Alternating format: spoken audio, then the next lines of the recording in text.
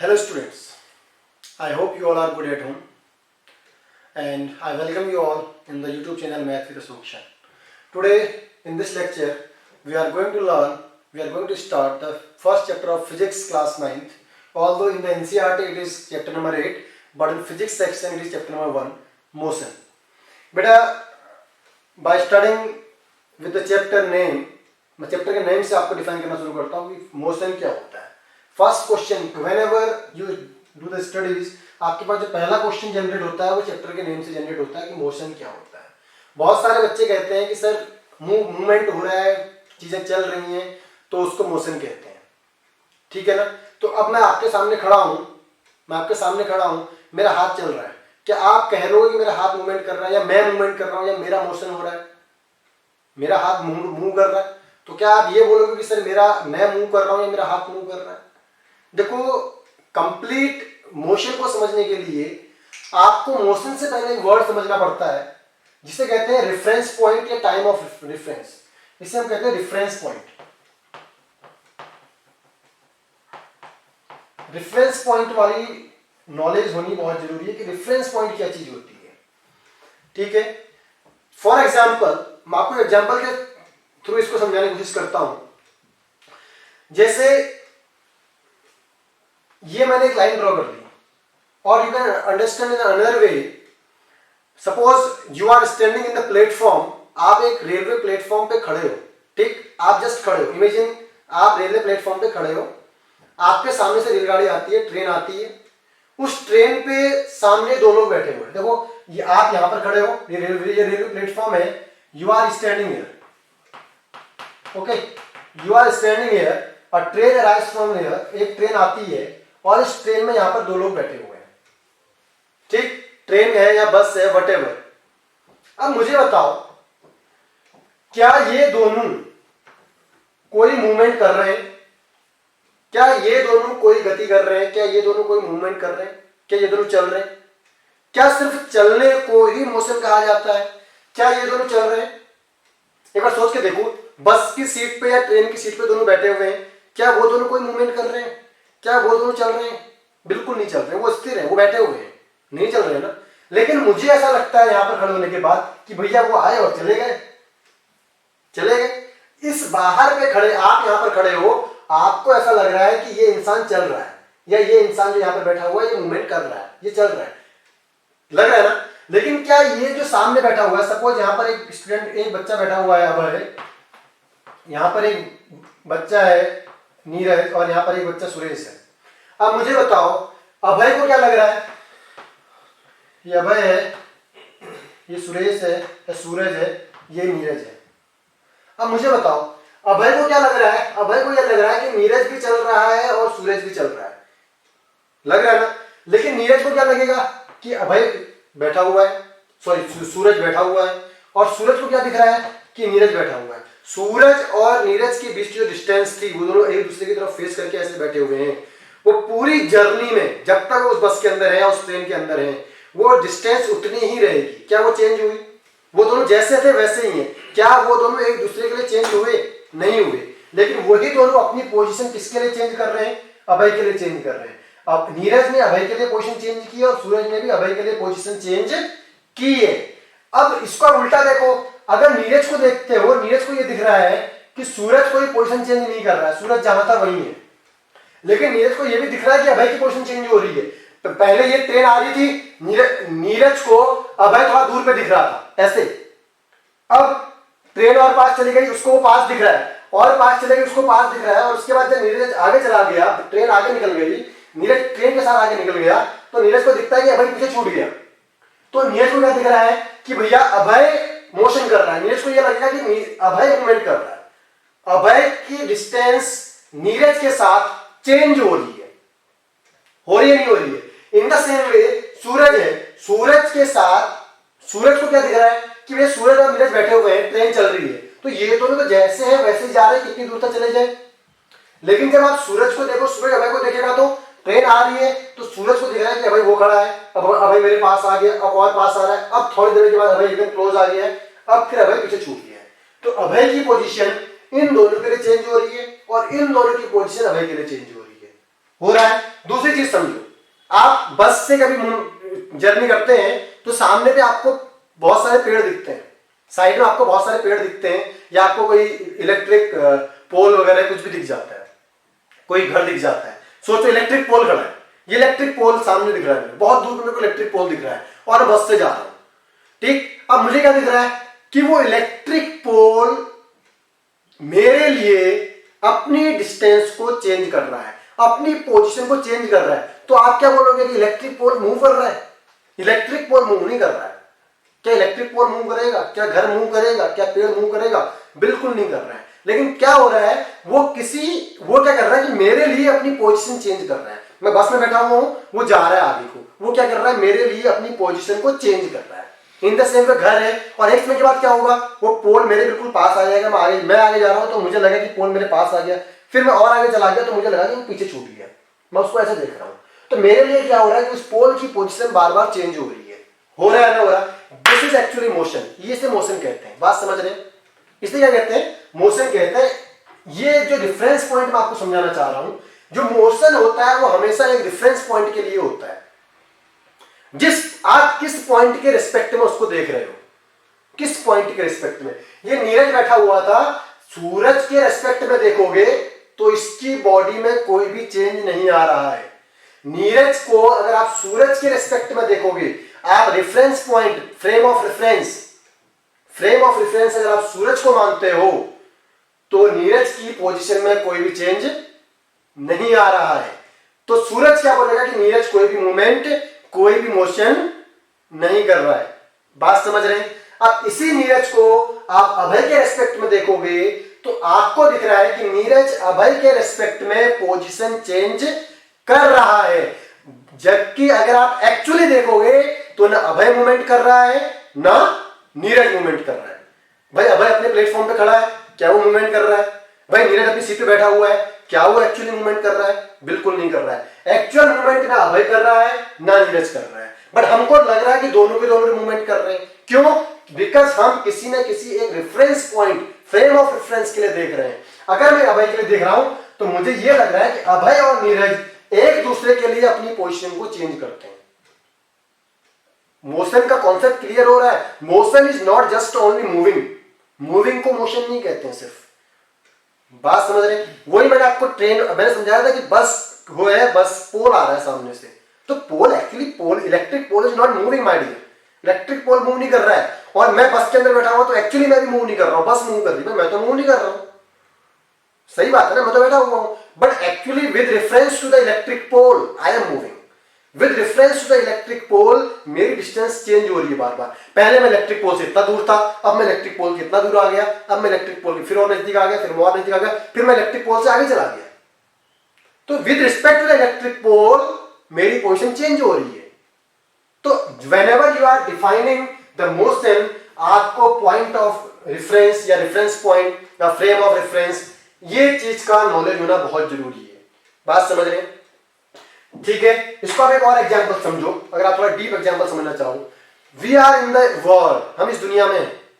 Yes और no? मैं इस घर के अंदर हूं, मैं एक बिल्डिंग को देख रहा हूं। क्या ये बिल्डिंग एक्चुअली मूव कर रही है? क्या ये बिल्डिंग एक्चुअली मूव कर रही है? नहीं कर रही है, बिल्कुल नहीं कर रही। मेरे लिए ये बिल्डिंग मूव नहीं कर रही है। अगर इस बिल्डिंग के लिए मैं रेफरेंस पॉइंट हूं, मेरे पास एक बिल्डिंग है, आई हैव अ बिल्डिंग है। अगर मैं यहां पे खड़ा हूं, अब मैं इस बिल्डिंग को देख रहा हूं, तो इस बिल्डिंग के लिए अगर मैं रेफरेंस पॉइंट हूं, तो क्या ये बिल्डिंग मूवमेंट कर रही है? बिल्कुल नहीं कर रही है। अब सोचो, एक एस्ट्रोनॉट मून पे चला गया।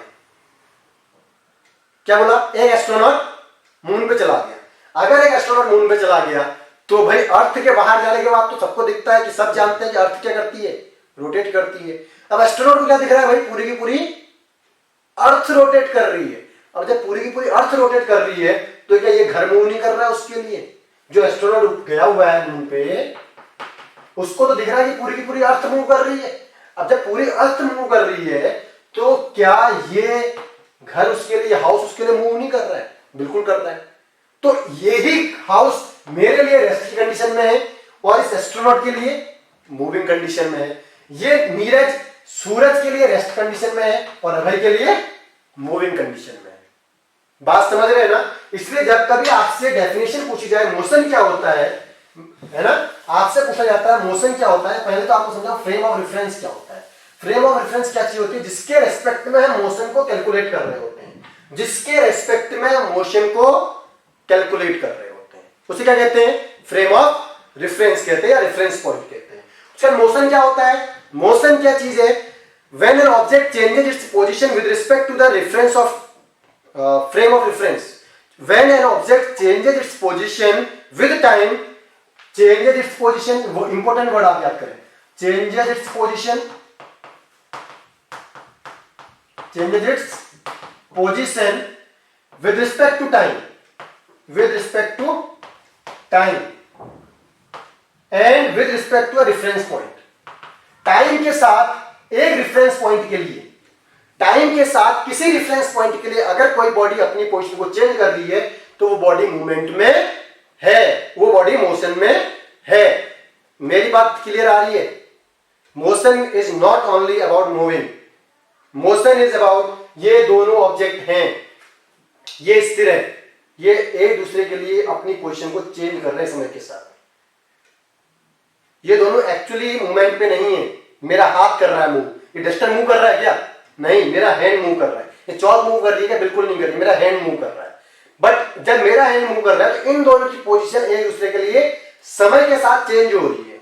जब इन दोनों की पोजीशन एक दूसरे के लिए समय के साथ चेंज हो रही है तो हम कहेंगे these things are in the motion, ये दोनों चीजें क्या है, मोशन में। मोशन क्लियर हो गया, ठीक है। और रेस्ट क्या होती है, when object changes its position, sorry, when an object does not change its position with respect to time and with respect to a reference point, जब कोई ऑब्जेक्ट, देखो मैं मोशन से शुरू किया था, मोशन आपको समझा दिया।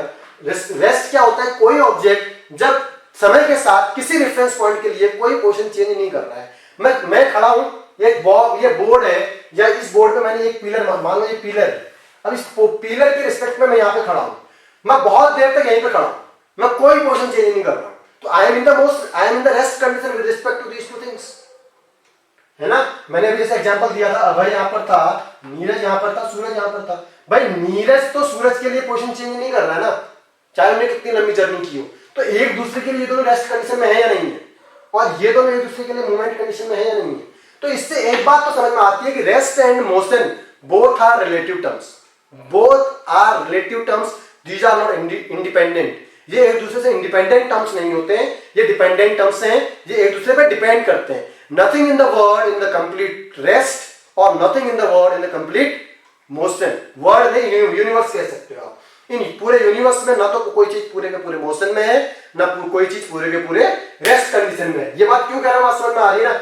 यही नीरज सूरज के लिए रेस्ट कंडीशन में है और यही नीरज हमें के लिए मोशन की कंडीशन में है। बोलो हाँ या ना, समझ आया तो बोलो, समझ में आ गया। रेस्ट और मोशन समझ में आ गया। डेफिनेशन में दो चीजें बहुत ध्यान से लिखना, changes its position with respect to time and with respect to the reference point, और does not change its position with respect to time with respect to the reference point. बोलो हाँ, समझ में आ गया। ये आपका हो गया मोशन। ठीक, मोशन एंड रेस्ट कंडीशंस को मैं डिफाइन करने की कोशिश की। इसके बाद बेटा जो हमारे पास में आपको फिजिक्स में हमारे पास डिफरेंट क्वांटिटीज होती है। क्वांटिटीज का मतलब क्या है कि भैया डिस्टेंस है, डिस्प्लेसमेंट है, किलोमीटर है, मीटर है, इस तरह से बहुत सारी हमारी मैथमेटिकल कैलकुलेशंस के लिए भी क्वांटिटीज यूज होती है, फिजिक्स में भी क्वांटिटीज यूज होती हैं। इन क्वांटिटीज को हमने ब्रॉडली दो टाइप्स में डिवाइड किया हुआ है, scalar quantities and vector quantities. Scalar quantities and vector quantities, और इस चीज को समझना बहुत जरूरी है। ठीक है, scalar quantities and vector quantities. मैं दो बात बोल रहा हूं, मैं दो चीज बोल रहा हूं। क्या बोल रहा हूं, देखो, अभय रन्स 5 किलोमीटर। एक सेंटेंस मैंने बोला अभय रन्स 5 किलोमीटर, दूसरा मैंने बोला Abhay runs 5 kilometre towards east. Abhay runs 5 kilometre towards east. Now what is the difference in these two conditions? इन दोनों ही कंडीशन में किस चीज का डिफरेंस है सर जी? सिर्फ और सिर्फ किस चीज का? डायरेक्शन का चेंज है। फर्स्ट कंडीशन मैंने बोला कि Abhay runs 5 kilometre, I don't know. अगर अभय यहां पर खड़ा है, अभय यहां पर खड़ा और मैंने बोला Abhay runs 5 kilometre, I don't know where he is running, he can go there, he can go there, he can go there, वो कहीं भी जा सकता है। बात समझ में आ रही? और अगर मैंने डिफाइन कर दिया अभय रन्स 5 किलोमीटर टुवर्ड्स ईस्ट, तो मुझे कंफर्म है कि अगर मैं अभय को ढूंढने अब चला जाऊं, मुझसे मान लो बोल दिया जाए अभय अभी यहां पे खड़ा था, अभय यहां पे खड़ा था, और यहां पे खड़ा होने के बाद 5 किलोमीटर रन किया हुआ है, तो आप सोचो आपको पता चल रहा है कि वो कहां गया हुआ है? नहीं चल रहा है, नहीं चल रहा है ना। अब मैंने दूसरी बार आपसे बोली कि अभय यहां पे खड़ा था और यहां पे खड़ा होने के बाद वो 5 किलोमीटर ईस्ट की तरफ गया हुआ है, तो you can very clearly identify कि सर वो यहां पे खड़ा था, तो यहां पे खड़ा होने के बाद ईस्ट कहां की तरफ है? सपोज यहां की तरफ है, तो चलो चल ईस्ट में 5 किलोमीटर चले जाते हैं, अभय को ढूंढ लाते हैं। बोलो हाँ जी कि ना जी। तो हमारे पास दो तरह की कंडीशंस होती हैं, एक होती है जिसमें सिर्फ न्यूमेरिकल वैल्यूज होती हैं, एक होती है जिसमें सिर्फ न्यूमेरिकल वैल्यू आई, और इस न्यूमेरिकल वैल्यू को हम कह देते हैं मैग्नीट्यूड। क्या कहते हैं? मैग्नीट्यूड। मैग्नीट्यूड क्या है? Numerical value. तो आप पहली कंडीशन देखोगे तो सिर्फ और सिर्फ क्या है? न्यूमेरिकल वैल्यू है। अभय रन्स 5 किलोमीटर, 5 किलोमीटर एक न्यूमेरिकल वैल्यू है। 5 किलोमीटर तो यूनिट है, 5 क्या है? न्यूमेरिकल है। तो ये तो सिर्फ मैग्नीट्यूड को बता रहा है। सेकंड कंडीशन हमारे पास क्या होती है? न्यूमेरिकल वैल्यू या फिर आप मैग्नीट्यूड कह दो, magnitude with direction, magnitude with direction. तो ये मैग्नीट्यूड विद डायरेक्शन, तो इस तरह से हमने क्लासिफाई किया टू टाइप्स ऑफ क्वांटिटीज को। क्या? फर्स्ट टाइप वो जिसमें सिर्फ और सिर्फ मैग्नीट्यूड होता है, सेकंड टाइप वो जिसमें magnitude as well as direction होती है। तो मेरे बच्चे जिसमें सिर्फ और सिर्फ मैग्नीट्यूड होता है, these quantities are called scalar quantities. ये ओनली न्यूमेरिकल वाली जो होती है इन्हें कहते हैं स्केलर क्वांटिटीज, और जो मैग्नीट्यूड विद डायरेक्शन वाली होती हैं इन्हें हम कहते हैं मेरे बच्चे वेक्टर क्वांटिटीज। बोलो हाँ कि ना? समझ में आ रहा है? इससे हम कहते हैं वेक्टर क्वांटिटीज। स्केलर और वेक्टर समझ में आ रहा है? बहुत आसान सी चीजें हैं, समझते चले जाओ। ठीक? ऑल्दो स्केलर वेक्टर की जो बाकी की नॉलेज है वो आपको अदर हायर क्लासेस में बताई जाती है। आपके यहाँ पर जो स्केलर और वेक्टर की जो बेसिक इंफॉर्मेशन दी गई है वो ये है कि स्केलर क्या है, याद कर लो। स्केलर, अरे कोई बड़ी बात थोड़ी अभी याद हो जाएगा। स्केलर क्या है कि ये खड़ा था, मूव कर गया, I don't know where, only magnitude. और वेक्टर क्या है कि magnitude as well as direction, मुझे पता है कि कहां को जा रहा है। मेरी बात समझ रहे? इसे कहते हैं क्या? Scalar and vector quantities. बोलो समझ में आया तो बोलो हाँ। समझ आ गया? नेक्स्ट चीज हम देखते हैं distance and displacement. Distance and displacement. Distance क्या होती है और डिस्प्लेसमेंट क्या होती है? फॉर एग्जाम्पल देखो, इसी तरीके से समझना बहुत जरूरी है। डेफिनेशन आप लोग नोट्स आप लोग खुद से बनाएं। I mean a person is in position A, और उसके बाद वो पोजीशन बी पर गया, 10 किलोमीटर इधर गया, फिर वो 5 किलोमीटर इधर आया पॉइंट सी पर, और उसके बाद वो पॉइंट डी पर फिर से 10 किलोमीटर आ गया। ठीक? एक आदमी है, वो पॉइंट ए पर खड़ा है, वो 10 किलोमीटर मूवमेंट करने के बाद बी गया, 10 किलो, उसके बाद बी से 5 किलोमीटर मूवमेंट करने के बाद सी पर चला गया, और यहां से फिर से 10 किलोमीटर मूवमेंट करने के बाद, मोशन करने के बाद कहां चला गया? डी पर चला गया। तो एक इसमें डिस्टेंस और डिस्प्लेसमेंट दोनों चीज होती है। डिस्टेंस एंड डिस्प्लेसमेंट, समझते हैं इस बात को? जब आप किसी भी पाथ पर मूव कर रहे हैं, आप किसी भी रास्ते पर चल रहे हैं, ठीक? आपने जो कंप्लीट जर्नी किया, कंप्लीट लेंथ जो कवर की उस पाथ की, that complete length of the path is called distance. आप, ये जो इंसान खड़ा था यहां पर, सपोज सुरेश यहां पर खड़ा है, ये सुरेश ए से बी, बी से सी, सी से डी पर आया, तो सुरेश ने कितने डिस्टेंस कवर किया? डिस्टेंस मतलब length of the actual path, length of the actual path. जो पाथ है आपका, उसकी एक्चुअल लेंथ कितनी है, उसको क्या कहते हैं? डिस्टेंस कहते हैं। तो आपको ये फाइंड आउट करना है कि सुरेश ने कितनी डिस्टेंस कवर किया। तो आप क्या करोगे?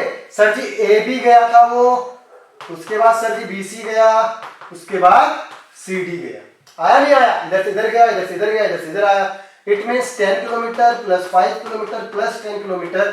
सर जी डिस्टेंस जो कवर किया उसने 25 किलोमीटर का डिस्टेंस कवर किया। कितने किलोमीटर का डिस्टेंस कवर किया? बोलो 25 किलोमीटर। और डिस्टेंस क्या बोला मैंने?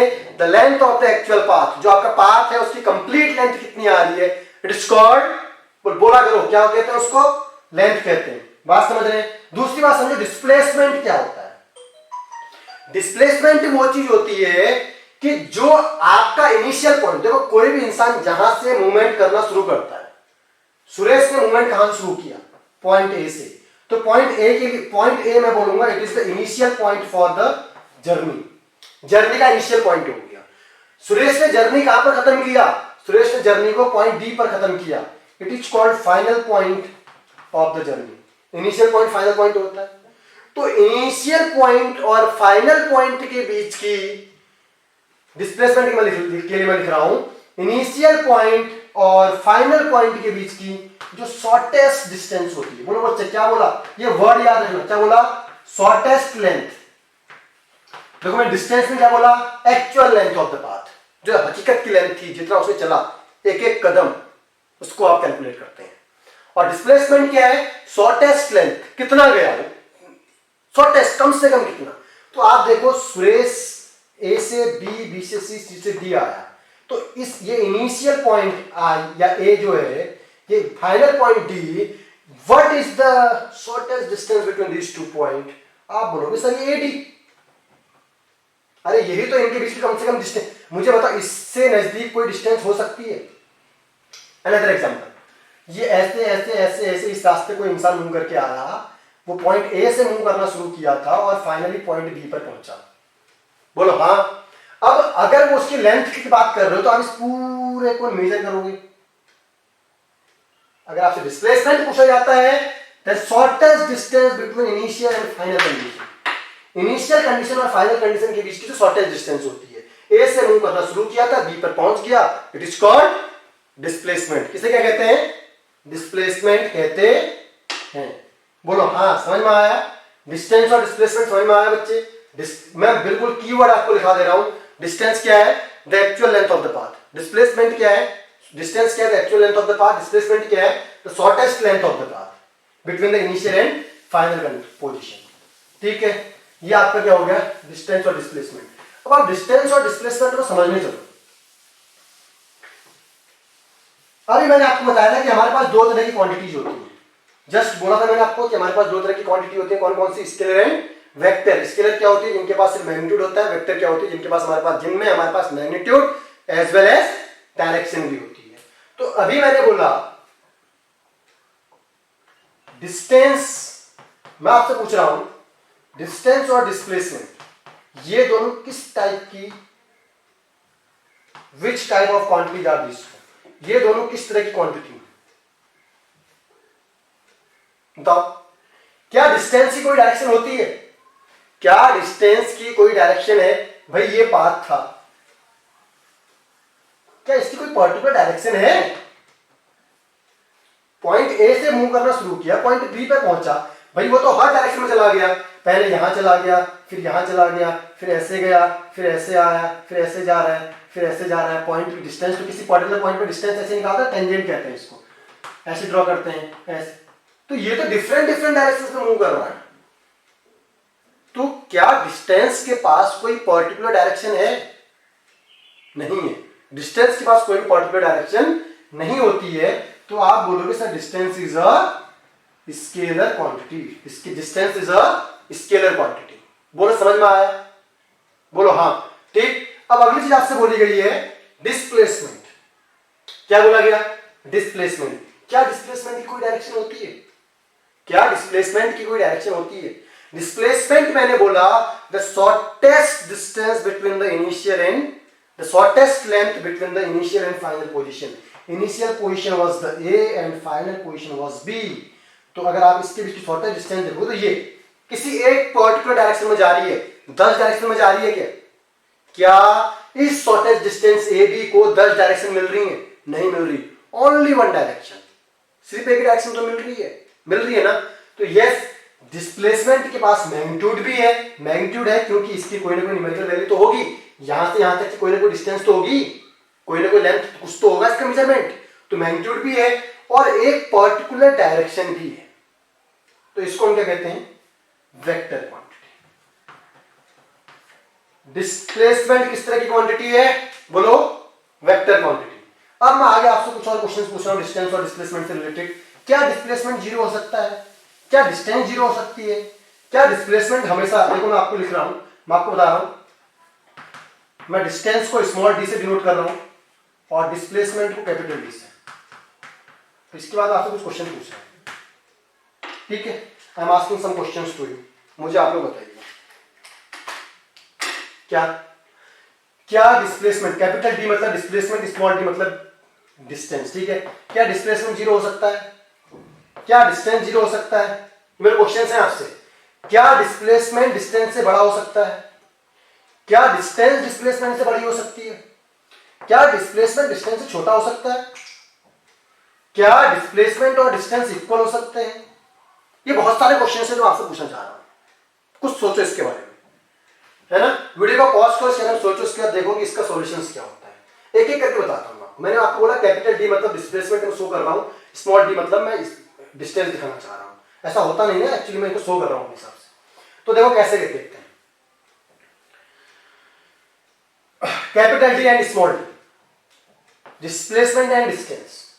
क्या किसी बॉडी का डिस्प्लेसमेंट जीरो हो सकता है? हाँ? आप मॉर्निंग में बेड से उठे, मॉर्निंग में बेड से उठे, सब उठते हैं बेड से, सोने का सब उठते हैं नहीं उठते हैं? मॉर्निंग में बेड से उठे, दिन भर घूमे फिरे, स्कूल गए, सब कुछ किया, शाम को रात को 10 बजे जाके वापस बिस्तर पे चले गए, आपका डिस्प्लेसमेंट कितना? What is your displacement? भाई जहां से थे वहीं पहुंच गए। डिस्प्लेसमेंट क्या समझाया मैंने? डिस्प्लेसमेंट मैंने बताया कि the shortest distance between the initial and final condition. आपने बेड से दिन शुरू किया, बेड पे पहुंच गए, तो जहां से थे वहीं तो पहुंचे। ये आप दिन भर घूमे घूमे घूमे घूमे और लास्ट में फाइनल यहीं पर आ गए, आए कि नहीं आए? तो क्या शॉर्टेस्ट डिस्टेंस जीरो हुई कि नहीं हुई? जहां पर से शुरू किया था वहीं पर खत्म हो गया कि नहीं हो गया? ऐसे बहुत सारे मूवमेंट होते हैं हमारे पास। आप क्लास में बैठे हुए थे, आपको ग्राउंड भेजा गया, आप ग्राउंड में गए और वापस आके क्लास में सीट पे बैठ गए, तो आपने एक डिस्टेंस तो कवर की, लेकिन आपका डिस्प्लेसमेंट कितना हो गया? जीरो। डिस्प्लेसमेंट जीरो हुआ कि नहीं हुआ? बिकॉज भैया सीट पे बैठे थे, सीट पे आके वापस बैठ गए, तो डिस्प्लेसमेंट इज जीरो और नॉट? बोलो हाँ कि ना, बोला करो, समझ में आ रहा है? तो डिस्प्लेसमेंट जीरो बना, इट इज। तो इसका मतलब ये बात तो सही सत्य हो गई, सही हो गई कि डिस्प्लेसमेंट क्या होता है? जीरो हो सकता है। डिस्प्लेसमेंट जीरो भी हो सकता है, डिस्प्लेसमेंट जीरो नहीं भी हो सकता है। बात समझ रहे हैं? दूसरी बात, क्या डिस्टेंस जीरो हो सकती है? भैया जैसे ही मैंने मूव कर दिया, क्या डिस्टेंस जीरो हुई? बिल्कुल नहीं। डिस्टेंस जीरो हो सकती है क्या? नहीं हो सकती। डिस्टेंस अगर आपने मूव कर दी तो डिस्टेंस जीरो नहीं हो सकती, ठीक है? क्या डिस्प्लेसमेंट डिस्टेंस से बड़ा हो सकता है? क्या डिस्प्लेसमेंट, कभी सोचो, ये लेंथ है एक्चुअल पाथ, क्या शॉर्टेस्ट डिस्टेंस कभी एक्चुअल पाथ से बड़ी हो सकती है? क्या शॉर्टेस्ट लेंथ कभी भी एक्चुअल लेंथ से बड़ी हो सकती है? भैया हकीकत की लेंथ से कभी शॉर्टेस्ट लेंथ बड़ी हो सकती है?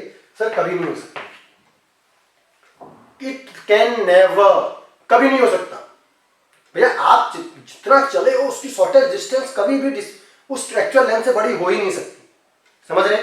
तो इसे क्या कहते हैं? ये चीज आपकी रॉन्ग होगी, डिस्प्लेसमेंट डिस्टेंस से बड़ी है, ये बात नहीं हो सकती कभी भी।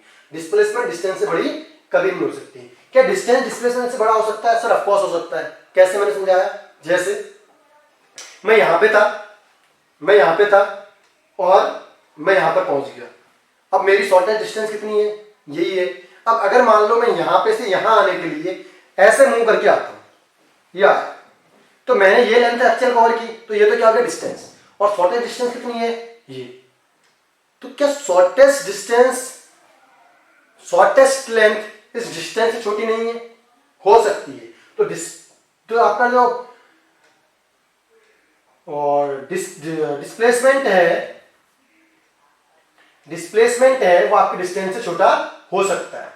Displacement can be smaller than distance. बात समझ रहे? आपका डिस्प्लेसमेंट डिस्टेंस से छोटा हो सकता है, ठीक है?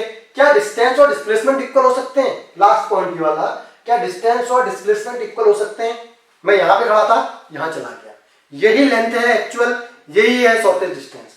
अरे भाई दोनों आपस में इक्वल हो सकते हैं? देखो समझने वाली बात है।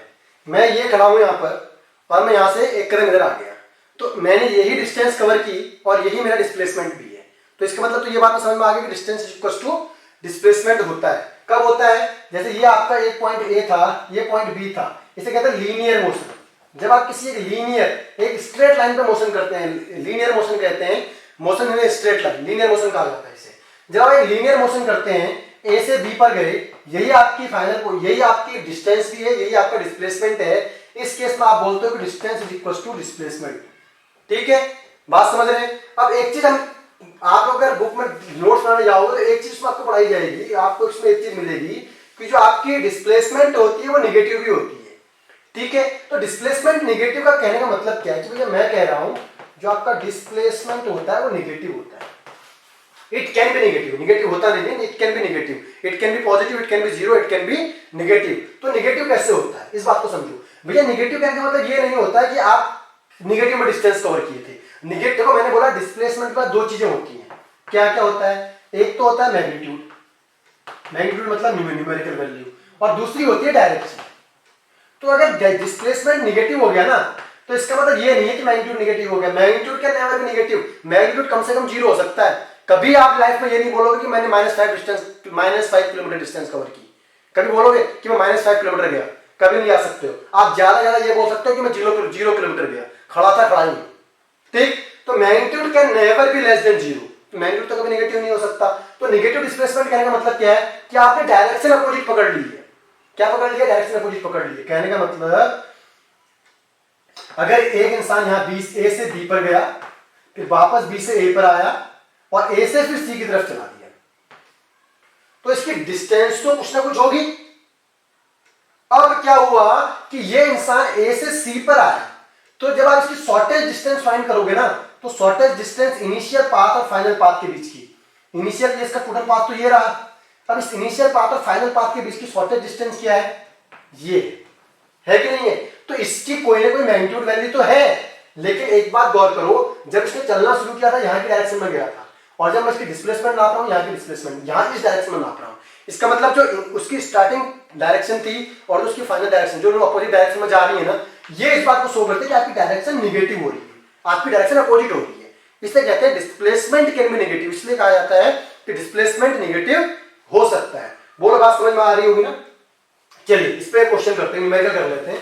आपके एनसीईआरटी पे with in the text question दिया हुआ है, उसको आप लोग खुद एनसीईआरटी बुक पे क्वेश्चंस को देखें। तो क्या लिखा हुआ है क्वेश्चन देखो। क्वेश्चन लिखा हुआ है farmer moves along the boundary of a square field of the side 10 metre in 40 second. एक स्क्वायर फील्ड का, आप एक स्क्वायर फील्ड है कह रहा है आपसे, suppose A B C D is square field of side 10 metre, side 10 metre.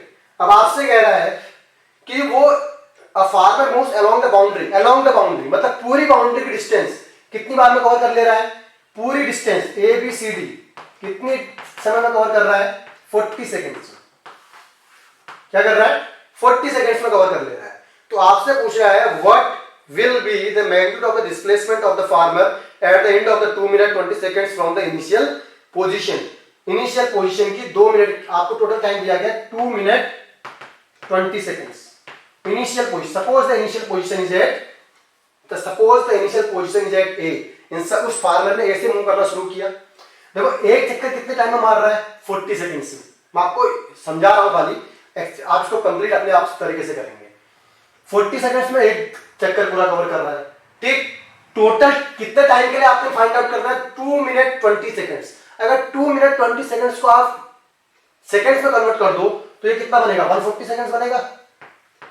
ये 2 मिनट 120 सेकंड्स हो गए, ये हो गया टोटल 140 सेकंड्स हो गए। बात समझ आ रही है? अब एक चक्कर मार रहा है कितने में? बोलो 40 सेकंड्स में। तो एक चक्कर कवर किया उसने 40 सेकंड्स में, ये आया, हो गया। तो डिस्टेंस कुछ ना कुछ होगी, लेकिन फर्स्ट चक्कर के लिए displacement is equals to 0। Second चक्कर मारा उसने नेक्स्ट 40 सेकंड्स में। ठीक, देखो फर्स्ट चक्कर फर्स्ट 40 सेकंड्स, सेकंड चक्कर next 40 seconds, third round next 40। Now how many seconds remains? मेरे टोटल 140 थे और 120 हो गए। कितने सेकंड्स रह गए? 20 सेकंड्स रह गए ना। तो अगर वो टोटल, देखो टोटल डिस्टेंस को कवर कर रहा है 40 सेकंड्स में, देखो टोटल डिस्टेंस भी 40 मीटर की है और 40 सेकंड्स में कवर कर रहा है, तो इसका मतलब 1 सेकंड में 1 मीटर की डिस्टेंस कवर कर रहा है। ठीक, तो जो 20 सेकंड्स बचे उसको कहां से कहां तक जा पाएगा, 10 सेकंड्स में यहां जा पाएगा और 10 सेकंड्स में यहां जा पाएगा। बोलो बात समझ में आ रही कि नहीं आ रही है? तो अगर आप उसके पूरे ओवरऑल राउंड के चक्कर देखोगे, first round, second round, third round, fourth round, after that in the 20 seconds he will move from A to B and B to C. तो जो उसकी इनिशियल पॉइंट होगी वो ए होगा, जो जर्नी की फाइनल डिस्टेंस, फाइनल पॉइंट होगा वो एफ होगा, सी होगा। आपसे पूछा है what will be the magnitude of the displacement, displacement का मैग्नीट्यूड क्या होगा। मुझे बताओ बच्चे, डिस्प्लेसमेंट क्या होता है? डिस्प्लेसमेंट होता है shortest distance between the initial and final condition. तो इनिशियल कंडीशन है ए, फाइनल कंडीशन है बी, सी सॉरी। तो इनिशियल और फाइनल के बीच की शॉर्टेस्ट डिस्टेंस ये हुई कि नहीं हुई? ए सी है, हाँ या ना? मैंने इस पर एरो इसलिए दिखाया क्योंकि डिस्प्लेसमेंट के साथ डायरेक्शन को दिखाना कंपलसरी होता है। अब मुझे बता, आपसे पूछा गया मैग्नीट्यूड ऑफ द डिस्प्लेसमेंट, तो कैसे निकालेंगे बच्चे? आपका डिस्प्लेसमेंट कहां है? डिस्प्लेसमेंट को क्या चीज शो कर रही है? एसी। एसी को फाइंड आउट करना है आपने। और एसी क्या होता है? Diagonal of the square. AC क्या है? Diagonal of the square. You will use the Pythagoras theorem. Pythagoras theorem क्या होता है? Hypotenuse square equals to perpendicular square plus base square. Square है, यहाँ पर 90 डिग्री होगा, तो perpendicular square plus base square. Perpendicular भी 10 का था, तो each side of the square is equal. ये 10 है तो ये 10, ये 10, ये 10 हो जाएगा। It means 10 square plus 10 square, it means 200। बोलो बात समझ आ रही है? 100 का 10 का स्क्वायर 100 ही हो गया। अब h स्क्वायर इक्वल्स टू कितना हो गया? 200। इसको जरा अगर आप वो करो, क्या आएगा ये देखो, फैक्टराइज करो। ये आई थिंक 2 रूट 10 आएगा, 10 रूट 2 आएगा, 10 रूट 2 आएगा। आप 200 कवर करो, 100 आ गया। इसको आप 10 और 10 से मल्टीप्लाई कर सकते हो, पूरा फिनिश हो जाएगा। आपकी h की वैल्यू कितनी आ जाएगी बोलो? 10 रूट 2। तो ये 10 रूट 2 मीटर किस बात को शो कर रहा है? आपकी डिस्प्लेसमेंट को शो कर रहा है। तो डिस्प्लेसमेंट कैसे कैलकुलेट की जाती है, बात समझ आ रही है? समझ लेना, ये आपका बेसिक आइडिया था डिस्प्लेसमेंट के बारे में, जो आपके एनसीईआरटी बुक में क्वेश्चन दिया था, ये मैंने आपको समझाने की कोशिश की है। ठीक, अब नेक्स्ट टॉपिक जो आज हम लास्ट समझने वाले हैं, वो हम समझने वाले हैं uniform and non uniform motion. Uniform and non uniform motion. Uniform motion क्या होता है? यूनिफॉर्म मोशन क्या होता है? सपोज एक ऑब्जेक्ट है, we have an object, first 5 second उसका मैं किसी एक पर्टिकुलर 1 मिनट के लिए उसके मूवमेंट को नोटिस कर रहा हूं, उसके मोशन को नोटिस कर रहा हूं। तो मैंने देखा कि फर्स्ट 10 सेकेंड्स में 5 मीटर की डिस्टेंस कवर किया, नेक्स्ट 10 सेकेंड्स में भी उसने 5 मीटर की डिस्टेंस कवर किया। इस तरह से जो 10 सेकेंड्स के 6 गैप बने, उसने हर गैप में 5 मीटर 5 मीटर 5 मीटर की डिस्टेंस कवर किया। तो मैं क्या बोलूंगा? Equal distance. देखो मैं कीवर्ड आपको बता रहा हूं खाली डेफिनेशन के। इक्वल डिस्टेंस, देखो डिस्टेंस इक्वल है ना, इन इक्वल इंटरवल ऑफ टाइम। बोलो, टाइम ऑफ इंटरवल तो इक्वल लेना पड़ेगा, टाइम ऑफ इंटरवल अनइक्वल लेगे तो बात नहीं बनेगी। हम बोलेंगे distance, equal distance in equal interval of time, कि कोई ऑब्जेक्ट इक्वल डिस्टेंस कवर कर रहा है इक्वल इंटरवल ऑफ टाइम में, तो इसे हम कहते हैं कि the object is moving with the uniform motion. वो ऑब्जेक्ट आपका यूनिफॉर्म मोशन के साथ मूवमेंट कर रहा है। बोलो बात समझ में आती है? ठीक, यूनिफॉर्म मोशन समझ में आ रहा है। नॉन यूनिफॉर्म मोशन क्या हो जाता है कि भैया फर्स्ट 10 सेकंड में 5 मीटर का डिस्टेंस कवर किया, नेक्स्ट 10 सेकंड्स में 6 मीटर का डिस्टेंस कवर किया, उससे नेक्स्ट में 7 का कर लिया, उससे नेक्स्ट में कुछ और कर लिया, उससे नेक्स्ट में कुछ और कर लिया। कहने का मतलब distances are unequal but the time is equal. Time of interval आप इक्वल रखोगे, टाइम ऑफ इंटरवल को अनइक्वल नहीं कर सकते, लेकिन डिस्टेंस क्या हो रही है? अनइक्वल कवर हो रही है। इसे कहते हैं नॉन यूनिफॉर्म मोशन। क्या बताया मैंने? Uniform motion means the distance, the equal distance covered in equal interval of time, and non uniform motion means unequal distances are covered in the equal interval of time. जब आप इनका graph plot करोगे, uniform and non uniform motion का, ठीक, uniform और non uniform motion का जब graph plot करोगे, देखो जो यूनिफॉर्म और मोशन का जो ग्राफ प्लॉट होता है वो एसटी ग्राफ होता है, स्पीड और टाइम के बीच में होता है, ठीक है ना? क्योंकि जो मोशन होता है, मैंने क्या बोला, मोशन किस चीज को शो कर रहा है? सॉरी, डिस्टेंस और टाइम का होता है। क्या होता है? मोशन जो होता है वो डिस्टेंस और टाइम का ग्राफ होता है। तो मोशन किस बात को शो कर रहा है कि भैया मोशन का ग्राफ डिस्टेंस, देखो अभी आप आगे बहुत सारे ग्राफ पढ़ोगे, हर ग्राफ के लिए आपको अलग अलग एक्सेस लेनी पड़ती है। जैसे मोशन के लिए मैं डिस्टेंस और टाइम की एक्सेस ले रहा हूं। क्यों ले रहा हूं डिस्टेंस और टाइम की एक्सेस? बिकॉज मोशन जो है वो डिस्टेंस और टाइम पे डिपेंड करता है, ठीक है? तो मैंने यहां टाइम ले लिया, यहां क्या ले लिया? डिस्टेंस। तो अगर equal interval in equal distances in equal interval of time बोलोगे ना, तो उसका जो यूनिफॉर्म मोशन का ग्राफ आता है वो इस तरह से जाता है। मेरी बात समझ रहे? यूनिफॉर्म मोशन का ग्राफ जाएगा इस तरह से जाएगा, आप इसको प्लॉट कर सकते हैं भैया। फर्स्ट 5 सेकंड में 10 मीटर, नेक्स्ट 5 सेकंड में फिर 10 मीटर। तो आप जब इन पॉइंट्स को यहाँ पे ढूंढ के इस तरह से ग्राफ प्लॉट करेंगे ना बेटा, तो ये स्ट्रेट लाइन ग्राफ आएगा।